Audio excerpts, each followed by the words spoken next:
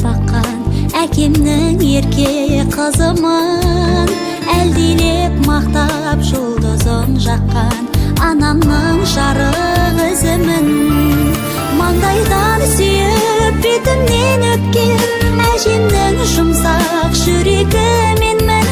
Жаныма нұрлы шуағын төккен атамның асыл тілегі менмін. Дауыл мен желден қорған болатын ағамның нәзік ақ гүлі менмін. Көңілге сая орман болатын жеңгемнің шаттық